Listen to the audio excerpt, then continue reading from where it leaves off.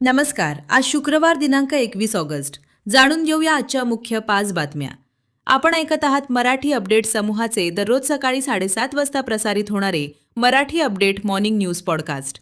नांदेड वाघाळा महानगरपालिका आयुक्त डॉक्टर महेश कुमार डोईफोडे यांनी एक परिपत्रक निर्गमित करत सर्व अधिकार कर्मचारी यांनी वेळेवर उपस्थित राहणे, ओळखपत्र परिधान करणे, वर्ग 4च्या कर्मचारी यांनी गणवेश परिधान करून हजर राहणे आदी नियम बंधनकारक व सक्तीचे केले आहेत. लोहा तालुक्यातील सोनखेड येथून जाणाऱ्या नॅशनल हायवेवरील नव्याने बांधण्यात आलेल्या पुलाच्या काही भाग पडल्याची गंभीर घटना काल गुरुवार रोजी समोर आली आहे. दरम्यान पुलावरून अक्षरशः खालचा रस्ता आरपार दिसेल एवढा मोठा भाग कोसळल्याने पुलाची गुणवत्ता, सुरक्षितता यावर गंभीर प्रश्नचिन्ह उपस्थित होत आहेत.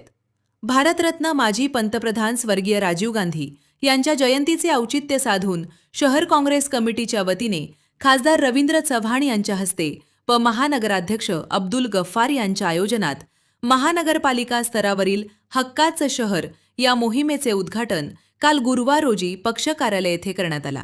दरम्यान या मोहिमेअंतर्गत प्रभागनिहाय नागरी समस्येवर जनसुनावणीच्या माध्यमातून आवाज उठवण्यात येणार आहे. नांदेड तहसील कार्यालयातील एका महिला महसूल सेवक कर्मचाऱ्याची छेडछाड व छळ झाल्याचा प्रकार समोर आला असून या प्रकरणी जिल्हा महसूल सेवक संघटनेच्या वतीने दोषी कर्मचाऱ्यावर कडक कारवाई करण्याची मागणी निवेदनाद्वारे जिल्हाधिकारी यांच्याकडे केली आहे.